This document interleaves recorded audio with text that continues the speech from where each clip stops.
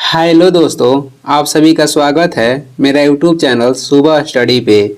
आज हम लोग पढ़ेंगे जो एडोटेरिया की बुक है जिसमें 7500 प्लस जीके जीएस दिया गया है। उसका प्रैक्टिस सेट रहेगा 35 जो कि पूर्ण रूप से फुल डिस्कशन रहेगा। तो चलिए शुरू करते हैं। इसमें जो पहला क्वेश्चन है उसे देखेंगे। इसमें दिया है हेरुका संबंधित है। जो हेरुका शब्द है ये संबंधित है किससे? तो बौद्ध धर्म से संबंधित है। ऑप्शन हो जाएगा बी। बौद्ध धर्म की स्थापना किसने किया था? तो गौतम बुद्ध किए थे। इनकी जन्म हुआ था लुम्बिनी नेपाल में 563 ईसा पूर्व में और इनका मृत्यु कहेगा तो ये हुआ था कुशीनगर में। कब? तो 483 ईसा पूर्व में हुआ था। अलवर जो संत थे, अलवर और नैनार ये संत थे। तो अलवर की संख्या थी 12 और ये किसके उपासक थे? तो ये वैष्णव धर्म के उपासक थे। नैनार जो थे इनकी संख्या 63 थी और ये शैव धर्म के उपासक थे। कंबोडिया के जो अंकोरवाट मंदिर है ये संबंधित है किस देवता से? तो विष्णु देवता से। और जी किसे बनवाए थे? जो अंकोरवाट के मंदिर है ये संबंधित तो है विष्णु देवता से और इसे बनवाए थे सूर्यवर्मन द्वितीय ने। जैन धर्म से संबंधित कहेगा मंदिर कौन सा है? तो माउंट आबू पे स्थित जो मंदिर है ये संबंधित हो जाएगा जैन धर्म से, जिसे बनवाए थे विमल शाह। और ये कहाँ पे स्थित है? तो ये राजस्थान में स्थित है। 2 नंबर क्वेश्चन देखेंगे। दक्षिण से उत्तर की ओर सिंधु घाटी सभ्यता के स्थलों को व्यवस्थित कीजिए। तो इसमें व्यवस्थित करना है सिंधु घाटी स्थल जो है दक्षिण से उत्तर की ओर। सबसे दक्षिण में हो जाएगा धौलावीरा और इसके बाद हो जाएगा कालीबंगा, इसके बाद कहेगा तो हो जाएगा हड़प्पा और लास्ट में हो जाएगा मंडा। तो इसमें ऑप्शन हो जाएगा सी। पहले हो जाएगा 4, इसके बाद 2, उसके बाद 3, इसके बाद 1। हड़प्पा जो शहर है ये सिंधु घाटी में खोजा गया पहला शहर हो जाएगा जो कि रावी नदी किनारे बसा है और इसके खोज किए थे दयाराम साहनी 1921 में। मंडा सिंधु घाटी का स्थल कहाँ पे स्थित है? तो जम्मू कश्मीर में है। कालीबंगा स्थित है कहाँ पे? तो राजस्थान में और यहाँ से जूते हुए खेत का साक्ष्य प्राप्त हुआ है। जो धौलावीरा है ये गुजरात में स्थित है और ये पहला सिंधु घाटी सभ्यता का स्थल है जो कि 3 भागों में विभक्त है और यहाँ से जल प्रबंधन क्षेत्र भी इसका साक्ष्य प्राप्त होता है। आगे देखेंगे 3 नंबर क्वेश्चन हो जाएगा। 3 नंबर है नंद शासक के आदेश से कहाँ एक नहर खोदी गई थी? तो कहाँ पे खोदी गई थी? तो ये खोदी गई थी कलिंग में। ऑप्शन हो जाएगा बी। कलिंग के युद्ध कब हुआ था? 261 ईसा पूर्व में हुआ था। संबंधित कहेगा तो ये संबंधित है अशोक से। किसे ने अंग जनपद को मगध राज्य में मिलाया था? तो ये मिलाए थे बिंबिसार। बिंबिसार हर्यक वंश के संस्थापक थे और ये ब्रह्मदत्त को हराकर अंग जनपद को मगध राज्य में मिलाए थे। बिंबिसार ने मगध पे कितने वर्षों तक शासन किया था? तो 52 वर्षों तक। 4 नंबर हो जाएगा भागवत धर्म का उदय सबसे पहले यमुना नदी के चारों ओर मथुरा जिले में होने का साक्ष्य किसके विवरण में मिलता है? तो किसके विवरण मिलता है? ये मिलता है एरियन के विवरण में। ऑप्शन हो जाएगा बी। जस्टिन ने चंद्रगुप्त मौर्य को सेंड्रोकोटस कह के इसे बुलाया था या सेंड्रोकोटस कहा था? जस्टिन ने चंद्रगुप्त मौर्य को सेंड्रोकोटस कहा था। जो ये मेगास्थनीज थे ये चंद्रगुप्त मौर्य के शासनकाल में भारत आए थे और ये भारतीय समाज को कितने वर्गों में बांटे थे? तो 7 वर्ग में बांटे थे। आगे बढ़ते हैं। 5 नंबर क्वेश्चन हो जाएगा। अलाउद्दीन खिलजी ने सेना अध्यक्षों में से कौन तुगलक वंश का प्रथम सुल्तान बना? तो ये बना था गाजी मलिक। ऑप्शन हो जाएगा ए। अलाउद्दीन खिलजी के सेना अध्यक्षों में से कौन तुगलक वंश के प्रथम सुल्तान बना? तो ये था गाजी मलिक। अलाउद्दीन खिलजी ने सीरी के किला का निर्माण करवाए थे। इन्होंने बाजार नियंत्रण प्रणाली की शुरुआत की और इन्होंने नगद सेना के नगद वेतन देने की भी प्रणाली की शुरुआत की। सबसे अधिक दिन तक दिल्ली सल्तनत पे शासन करने वाला वंश कौन सा हो जाएगा? तो तुगलक वंश हो जाएगा और शासक कहेगा तो बहलोल लोदी हो जाएंगे जो कि लोदी वंश के संस्थापक थे। अलाउद्दीन खिलजी ने दक्षिण अभियान के लिए किसे विदा किया थे? तो मालिक काफूर को दक्षिण अभियान के लिए विदा किए थे। आगे देखेंगे अगला क्वेश्चन हो जाएगा। 6 नंबर है अरब यात्री सुलेमान ने किस प्रतिहार राजा के शासनकाल में भारत की यात्रा की? अरब यात्री सुलेमान ने किस प्रतिहार राजा के शासनकाल में भारत की यात्रा की? तो ये किए थे वत्स्य राज्य के शासनकाल में। ऑप्शन हो जाएगा सी। प्रतिहार वंश के संस्थापक कौन थे? तो नागभट्ट प्रथम थे। ये प्रतिहार वंश के संस्थापक थे। जो त्रिपक्षीय संघर्ष हुआ था इसमें कौन कौन कह रहा है कि कौन कौन भाग लिया था? माने कि कौन कौन सी वंश तो त्रिपक्षीय जो संघर्ष है इसमें प्रतिहार वंश, पाल वंश और राष्ट्रकूट वंश तीनों मिलकर त्रिपक्षीय संघर्ष में भाग लिया था। आगे बढ़ते हैं, अगला क्वेश्चन हो जाएगा 7 नंबर हो जाएगा। 7 नंबर देखेंगे, किस घटना के बाद महात्मा गांधी ने असहयोग आंदोलन को अपनी हिमालय जैसी भूल बताई थी? तो ये बताए थे चौरा चोरी हत्याकांड के बाद, जो कि हुआ था गोरखपुर में, और ये हुआ था 5 फरवरी 1922 को। इसके बाद असहयोग आंदोलन को गांधी जी ने बंद कर दी थी। असहयोग आंदोलन जो है 1 अगस्त 1920 में हुआ था, और असहयोग आंदोलन के दौरान ही गांधी जी नारा दिए थे कि 1 वर्ष में आज़ादी। नागपुर में झंडा सत्याग्रह कब हुआ था? तो 1923 में हुआ था। राजकोट सत्याग्रह हुआ था 1938-39 में। खेड़ा सत्याग्रह हुआ था 1918 में। 8 नंबर हो जाएगा, बेलोर विद्रोह किसके समय में हुआ था? बेलोर कहरा विद्रोह किसके समय में हुआ था? सर जॉर्ज बार्लो के समय में हुआ था बेलोर विद्रोह। ऑप्शन हो जाएगा डी। लॉर्ड कर्जन के शासनकाल में बंगाल के विभाजन हुआ था, और इनका शासनकाल हो जाएगा 1899 से 1905 तक।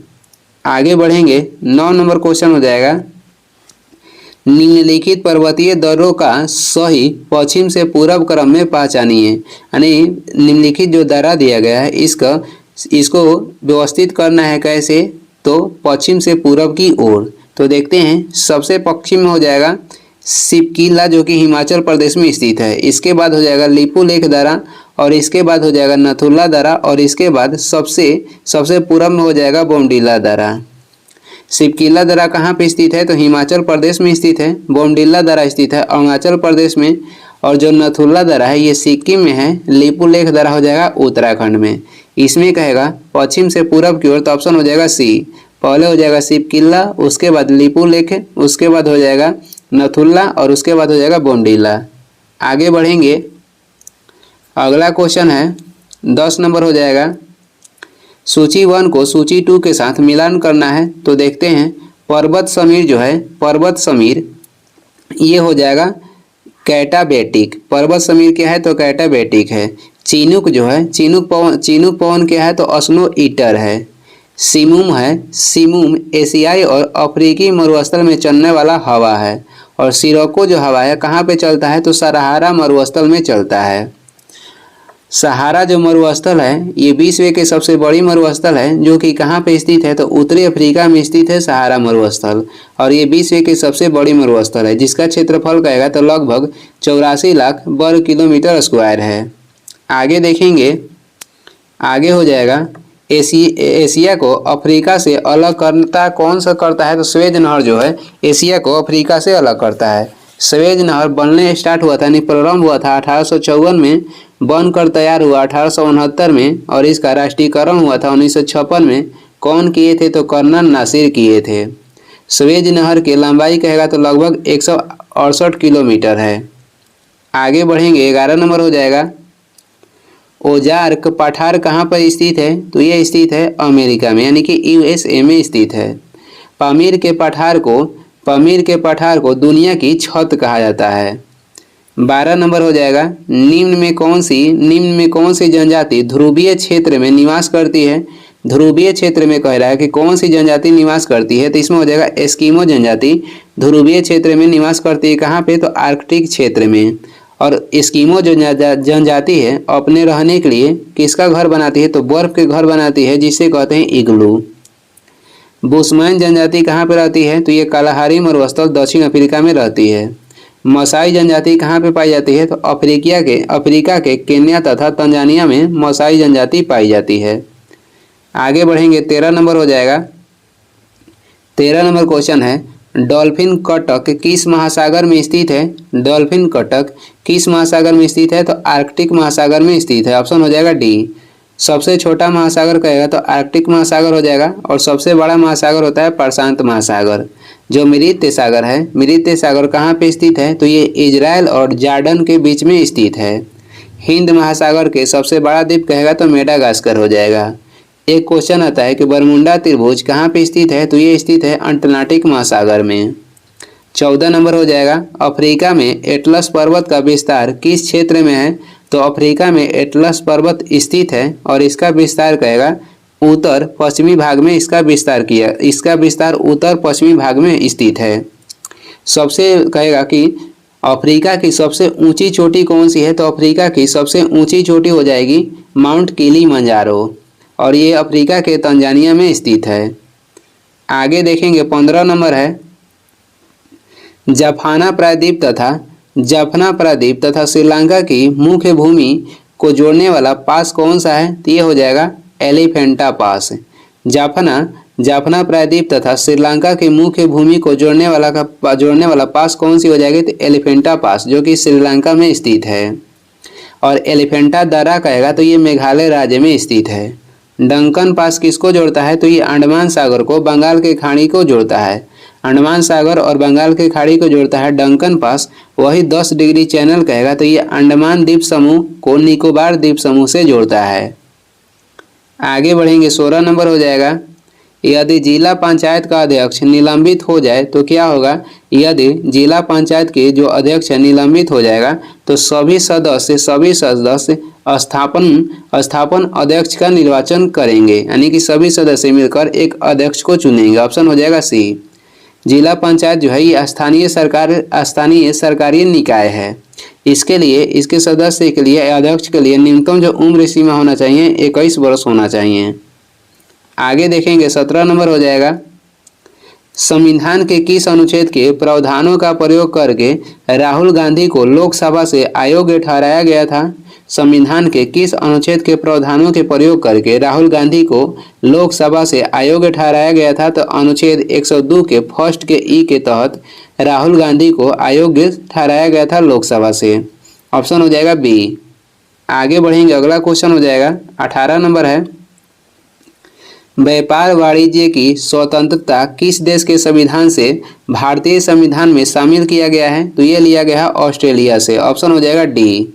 कहाँ से लिया गया है, तो ये लिया गया है ऑस्ट्रेलिया से। जो प्रस्तावना तो लिया गया है अमेरिका से, लेकिन प्रस्तावना की भाषा कहेगा तो ये ऑस्ट्रेलिया से लिया गया है। आपातकाल की स्थिति जो है ये जर्मनी से लिया गया है। गणतंत्र शब्द लिया गया है फ्रांस से, और राष्ट्रपति के निर्वाचक की व्यवस्था ये लिया गया है आयरलैंड से। आगे देखेंगे अगला क्वेश्चन हो जाएगा, अगला क्वेश्चन है 19 नंबर अधिकार परीक्षा उच्च न्यायालय के किस क्षेत्राधिकार के अंतर्गत आता है, तो इसमें से हो जाएगा इनमें से कोई नहीं। ऑप्शन हो जाएगा डी। ये आता है रीट क्षेत्राधिकारी के अंतर्गत। आगे बढ़ते हैं 20 नंबर क्वेश्चन हो जाएगा भारतीय नागरिकता अधिनियम 1955 के अनुसार भारतीय नागरिकता को कितने तरीकों से प्राप्त किया जा सकता है, तो भारतीय नागरिकता जो अधिनियम 1955 है इसके तहत भारतीय नागरिकता को कितने तरीकों से प्राप्त किया जा सकता है। प्राप्त किया जा सकता है 5 तरीका से। ऑप्शन हो जाएगा सी। और त्याग कर सकते हैं 3 तरीका से। प्राप्त करेंगे 5 तरीका से, त्याग हो जाएगा 3 तरीका से। भारत में कैसी नागरिकता है, तो भारत में एकल नागरिकता है जो कि ब्रिटेन के संविधान से लिया गया है। 21 नंबर है श्रमिक संघ एवं फौजदारी किस सूची का विषय है, तो ये समवर्ती सूची का विषय है। ऑप्शन हो जाएगा ए। वर्तमान में समवर्ती सूची में कितने विषय है, तो 52 है। और ये कहाँ से लिया गया है, समवर्ती सूची ऑस्ट्रेलिया से लिया गया है। समाचार के भी उल्लेख समाचार पत्र भी इस समाचार पत्र को भी शामिल किया गया है समवर्ती सूची में। राज्य सूची में वर्तमान में विषय की संख्या हो जाएगा 61, और कृषि जो है इसी के अंतर्गत आता है। रेल डाक ये किस सूची का विषय है, तो संघ सूची का विषय है। वर्तमान में इसमें 100 विषय है। आगे बढ़ेंगे 22 नंबर हो जाएगा द लिटिल बैलेंस पुस्तक के लेखक कौन है, तो हो जाएंगे गैलीलियो गैलीली। और जो गैलीलियो गैलीली हैं इन्होंने टेलीस्कोप के खोज भी किए थे। गति के नियम कौन दिए थे, तो न्यूटन। उत्प्लावन के सिद्धांत कौन दिए थे, आर्किमिडीज। और वर्गीकरण के पिता किसे कहते हैं, कैरोलस लिनियस को वर्गीकरण के पिता कहा जाता है। आगे हो जाएगा 23 नंबर है द्रव्यों में चुंबकत्व का कारण निम्न में क्या होता है। द्रव्यों में चुंबकत्व के कारण निम्न में क्या होता है, तो इलेक्ट्रॉनों की वर्तुल गति होती है। ऑप्शन हो जाएगा डी। आगे देखें 24 नंबर क्वेश्चन है निम्न में कौन सा एक बल अकेंद्रीय तथा असंरक्षित बल का उदाहरण है, तो इसमें हो जाएगा घर्षण बल। ऑप्शन हो जाएगा ए। घर्षण बल के हम लोग क्षयकारी बल भी कहते हैं। सबसे कमजोर बल कहेगा तो गुरुत्वीय बल सबसे कमजोर होता है, और सबसे मजबूत बल हो जाएगा नाभिकीय बल। आगे बढ़ेंगे, अगला क्वेश्चन हो जाएगा 25 नंबर। भारतीय घरेलू विद्युत आपूर्ति में लाल विद्युमन्य तार और काले उदासीन तार के बीच के जो विभवांतर होता है ये कितना होता है? तो ये होता है लाल और काले तार के बीच 220 वोल्ट। ऑप्शन हो जाएगा बी।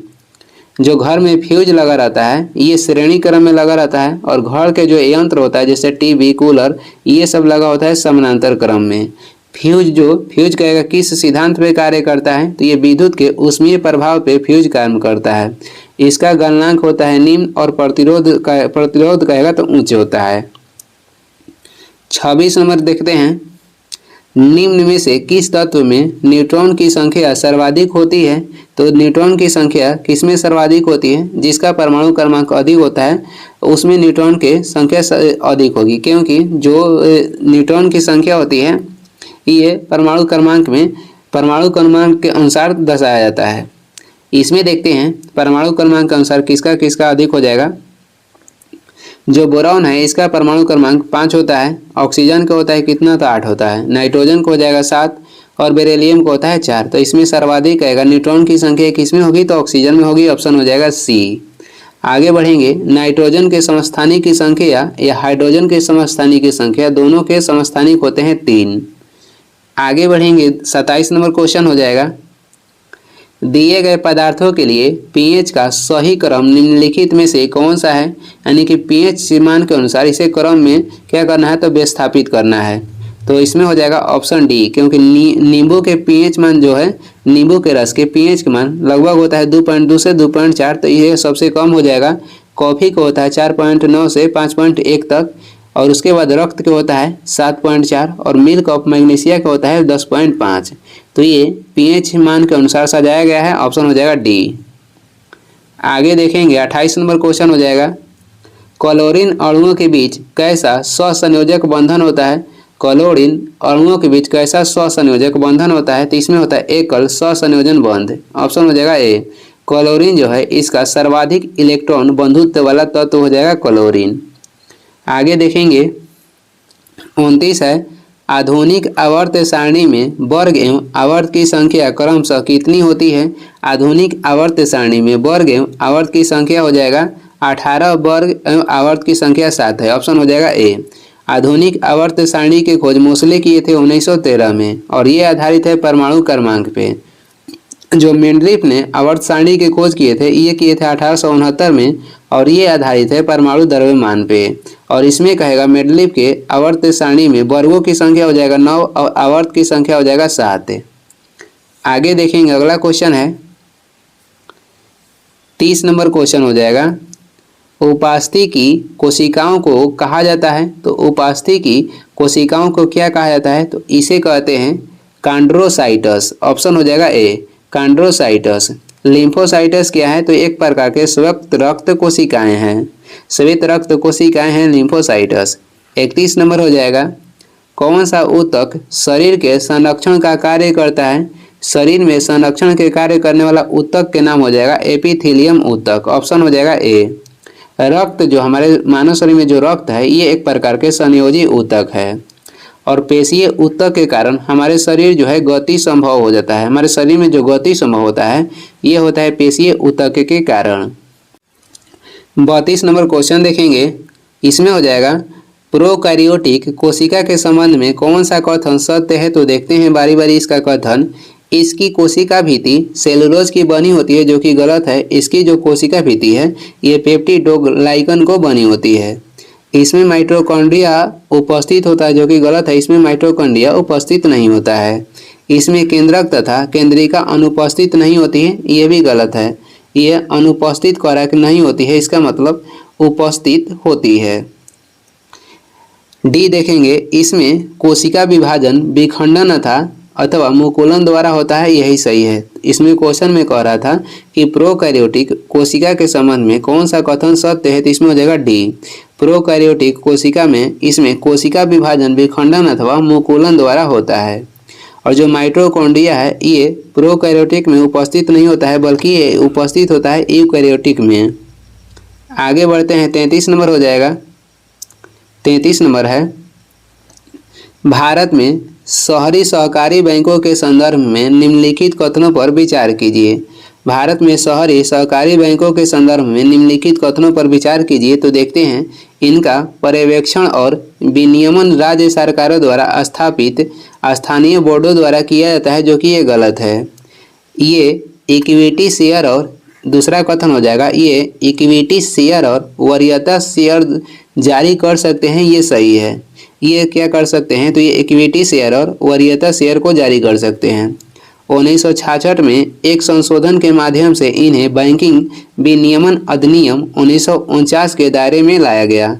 तो जो 2 और 3 कथन दोनों सही है, तो ऑप्शन हो जाएगा बी। आगे बढ़ेंगे, 34 नंबर क्वेश्चन हो जाएगा।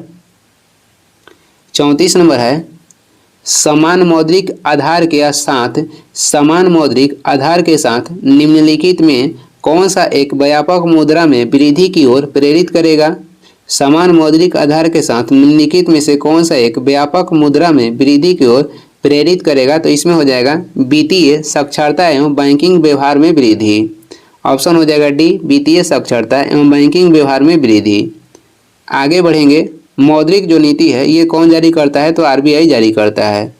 35 नंबर क्वेश्चन है, इसमें सूची 1 को सूची 2 के साथ सुमिलित करना है और इसमें जो थे व्यक्ति, ये जगह प्रसिद्ध व्यक्ति और ये अपना अपना सिद्धांत दिए थे। तो देखते हैं, कुजनेट ने किसका सिद्धांत दिए थे, तो ये दिए थे उल्टा यू वक्र परिकल्पना के सिद्धांत। तो ऑप्शन एक ये जो है इसका हो जाएगा 3। जो नरकसे थे ये किसका सिद्धांत दिए थे, तो संतुलित वृद्धि सिद्धांत दिए थे। और लेवेस्टिन कहेगा, तो ये सिद्धांत किसका दिए थे, लेवेस्टिन सिद्धांत दिए थे क्रांतिक न्यूनतम प्रयास के सिद्धांत, क्रांतिक न्यूनतम प्रयास के सिद्धांत। और शुम्पीटर किसका सिद्धांत दिए थे, तो ये दिए थे नवीनता और उद्यमशीलता के सिद्धांत। तो इसमें हो जाएगा ऑप्शन बी। 1947 में भारत की प्रति व्यक्ति आय कहेगा कितना था, तो 1947 में था 249.6 रुपया। आगे देखेंगे, जो जीएसटी है ये एक प्रकार का अप्रत्यक्ष कर है। इसको कब लागू किया गया था भारत में, 1 जुलाई 2017 में। आगे देखेंगे, 36 नंबर क्वेश्चन हो जाएगा, क्षैतिज मांग वक्र कैसा होता है, तो क्षैतिज मांग वक्र ये होता है पूर्ण लोचेदार। कैसा होता है, तो पूर्ण लोचेदार होता है। आगे हो जाएगा 37 नंबर, प्राथमिक घाटा एवं ब्याज भुगतान का योग निम्न में किसके बराबर होता है। प्राथमिक घाटा एवं ब्याज भुगतान का जो योग है निम्न में किसके बराबर होता है, तो ये किसके बराबर होता है, राजस्व घाटा के बराबर होता है। किसके, तो राजस्व घाटा के बराबर होता है। ऑप्शन हो जाएगा बी। और जो राजस्व घाटा है और राजकोषीय घाटा इसे जुड़वा घाटा कहते हैं। आगे देखेंगे, अगला क्वेश्चन हो जाएगा 38 नंबर क्वेश्चन है। 38 नंबर में हो जाएगा, न्यायमूर्ति श्री कृष्ण समिति की रिपोर्ट निम्नलिखित में से किस विषय से संबंधित है। न्यायमूर्ति श्री कृष्ण समिति की जो रिपोर्ट है निम्नलिखित में से किस विषय से संबंधित है, तो यह व्यक्तिगत डेटा संरक्षण से संबंधित है। ऑप्शन हो जाएगा ए। खुसरो समिति के संबंध हो जाएगा कृषि ऋण से, खुसरो समिति के संबंध कृषि ऋण से हो जाएगा। हजारी समिति के संबंध कहेगा तो औद्योगिक नीति से हो जाएगा। भगवती समिति के संबंध था बेरोजगारी से और सेन गुप्ता समिति के संबंध हो जाएगा शिक्षित बेरोजगारी से। आगे बढ़ेंगे, 39 नंबर क्वेश्चन है, अमर्त्य सेन द्वारा 5 प्रकार के स्वतंत्रताओं में कौन सा शामिल नहीं है। तो अमर्त्य सेन 5 प्रकार के स्वतंत्रता दिए थे, उसमें कौन शामिल नहीं है, तो इसमें सांस्कृतिक सुरक्षा का कहेगा, सांस्कृतिक सुरक्षा ये शामिल नहीं है। ऑप्शन हो जाएगा सी। और इनके 5 प्रकार की जो स्वतंत्रता है वो देखते हैं।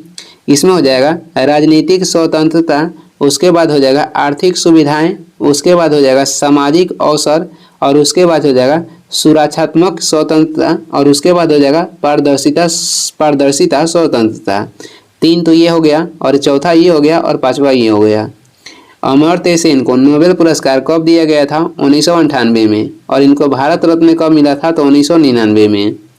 आगे बढ़ेंगे, 40 नंबर क्वेश्चन हो जाएगा, निम्नलिखित में से किसके मध्यस्थता के कारण ताशकंद समझौता संपन्न हुआ था। ताशकंद समझौता किसके मध्यस्थता के कारण हुआ था, तो ये सोवियत संघ के प्रधानमंत्री कोसिगिन के द्वारा ये ताशकंद समझौता संपन्न हुआ था। ताशकंद जो समझौता हुआ था ये 10 जनवरी 1966 में हुआ था। किसके बीच, तो भारत के प्रधानमंत्री थे लाल बहादुर शास्त्री और पाकिस्तान के प्रधानमंत्री कौन थे, तो आयूब खान के बीच हुआ था। जो लाल बहादुर शास्त्री थे ये भारत के प्रथम प्रधानमंत्री थे जिनकी मृत्यु देश के बाहर हुआ था। कहाँ पे हुआ था? उज्बेकिस्तान के ताशकंद में हुआ था। कब? 11 जनवरी 1966 को।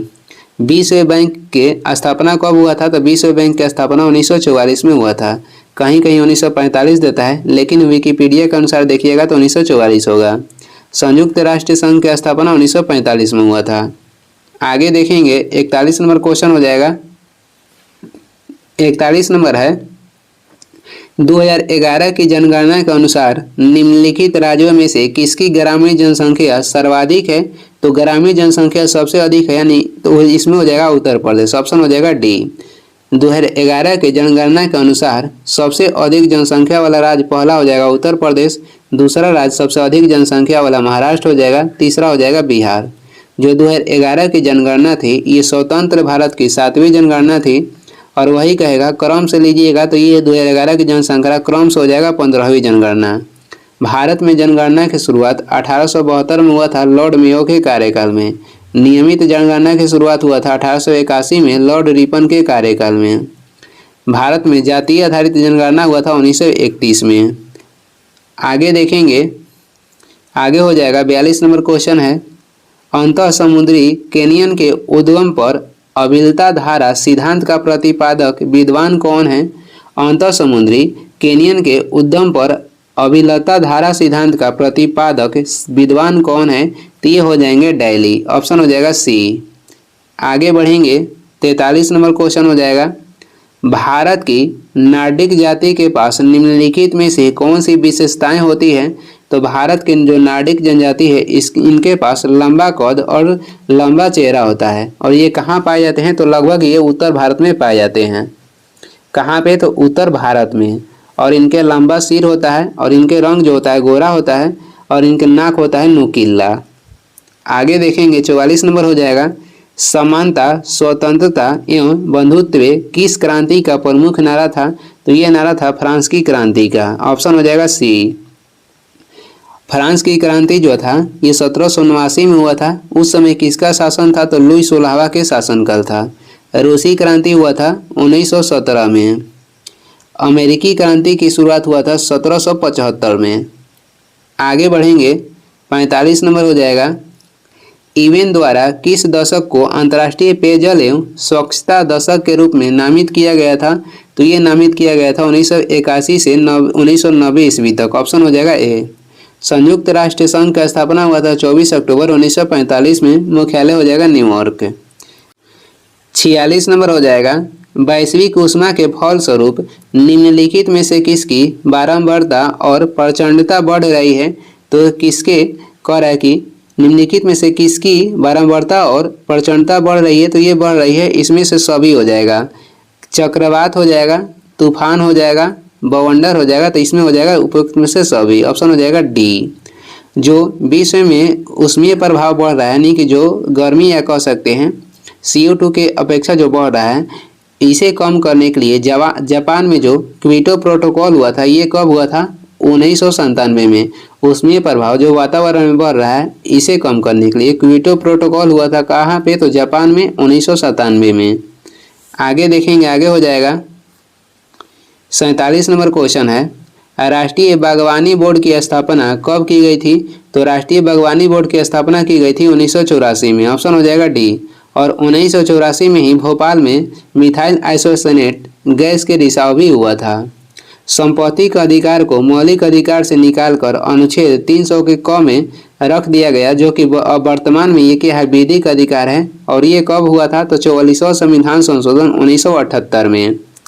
भारत में GIC की शुरुआत कब हुआ था? 1972 में। और भारत में वन्य जीव संरक्षण भी लाया गया था 1972 में। और भारत में वन संरक्षण कहेगा तो 1980 में लाया गया था। आगे बढ़ेंगे 48 नंबर हो जाएगा NGT निम्नलिखित में से किस एक कानून के तहत नागरिक मामलों की सुनवाई नहीं कर सकता है? तो किस कानून के तहत ये नहीं कर सकता है? वन्य जीव संरक्षण अधिनियम 1972 कानून के तहत। ऑप्शन हो जाएगा डी। जैव विविधता अधिनियम 2002 में लाया गया था। पर्यावरण संरक्षण अधिनियम 1986 में लाया गया था। वन जीव संरक्षण 1972 में लाया गया था। जल प्रदूषण निवारण और नियंत्रण उपकरण अधिनियम 1974 में लाया गया था और वायु प्रदूषण निवारण और नियंत्रण अधिनियम जो है ये लाया गया था 1981 में। एनजीटी की स्थापना 2010 में हुई थी और इसका मुख्यालय नई दिल्ली है। 49 नंबर क्वेश्चन देखेंगे, हॉटस्पॉट। हॉटस्पॉट जो है, हॉटस्पॉट की अवधारणा के प्रतिपादक कौन थे? तो ये थे नॉर्मन मायर्स। नॉर्मन मायर्स थे, ऑप्शन हो जाएगा ए। भारत में सबसे अधिक हॉटस्पॉट यानी कि जैव विविधता कहाँ पे पाई जाती है? तो पूर्वी हिमालय और पश्चिमी घाट में पाई जाती है। 50 नंबर हो जाएगा, निम्नलिखित में से अरविंद घोष की कृति नहीं है। तो इसमें से अरविंद घोष की कृति नहीं है। ए ग्रामर ऑफ पॉलिटिक्स, ये अरविंद घोष की कृति नहीं है, ऑप्शन हो जाएगा सी। ये किसके द्वारा लिखा गया है? हैरोल्ड लॉस्की के द्वारा ये लिखा गया है। इसमें से द लाइफ डिवाइन, ये द लाइफ डिवाइन जो है, द लाइफ डिवाइन हो जाएगा ऐसे ऑन गीता, और उसके बाद आइडियल ह्यूमन यूनिटी, ये तीनों लिखा गया है अरविंद घोष के द्वारा। और इसी से मिलता जुलता एक क्वेश्चन है, कहेगा डिवाइन लाइफ पुस्तक के लेखक कौन हो जाएंगे? तो शिवानंद, और द लाइफ डिवाइन पुस्तक के लेखक अरविंद घोष हो जाएंगे। आगे देखेंगे, आगे कुछ महत्वपूर्ण वर्ल्ड लाइनियर है, देख लेते हैं। सातवाहन वंश की स्थापना किसने की थी? तो ये किए थे सिमुक ने। कब? तो 60 ईसा पूर्व में। सातवाहन वंश की राजधानी कहाँ थी? तो प्रतिष्ठान में थी। सातवाहन शासकों के समय के प्रसिद्ध साहित्यकार कौन थे? तो एक थे हाल थे और एक थे गुणाध्याय। हाल ने कह रहा है कि हाल ने गथा सप्तशती यानी कि गथा हस्तशयी की रचना किए थे, तथा गुणाध्याय ने वृत्त कथा कोश नामक पुस्तकों की रचना की। ब्राह्मणों को भूमि अनुदान देने की प्रथा की शुरुआत सातवाहन शासकों ने ही सर्वप्रथम किया था। आगे बढ़ेंगे, आगे हो जाएगा, सातवाहनों की जो राजकीय भाषा थी ये प्राकृत थी एवं लिपि कहेगा तो ब्राह्मणी थी। सातवाहन शासक की महत्वपूर्ण स्थापत्य कृतियाँ कौन सी है? तो कार्ले का चैत्य तथा अमरावती कला का विकास। सतकर्णी एवं अन्य सभी सातवाहन शासक दक्षिणापथ के स्वामी कहे जाते थे। सातकर्णी एवं अन्य सभी सातवाहन शासक दक्षिणापथ के स्वामी कहे जाते थे। यज्ञ श्री सातकर्णी के सिक्कों पर मछली, शंख और जहाज का चित्र अंकित था। सातवाहन वंश का अंतिम शासक कहेगा तो विजया सतकर्णी था। सातवाहन वंश के अंतिम शासक विजया सतकर्णी था। और ये इस वीडियो के लास्ट क्वेश्चन है। वीडियो को लास्ट तक देखने के लिए धन्यवाद। वीडियो पसंद आ रहा है तो लाइक कर दें, चैनल पर नए हैं तो सब्सक्राइब भी कर दें। कुछ सुझाव एवं सलाह देना है तो कमेंट करके ज़रूर बताएं। और इसका PDF चाहिए तो डिस्क्रिप्शन में टेलीग्राम के लिंक है, वहाँ से डाउनलोड कर लीजिए, या टेलीग्राम पे सर्च भी कर सकते हैं सुबह स्टडी। Thank you.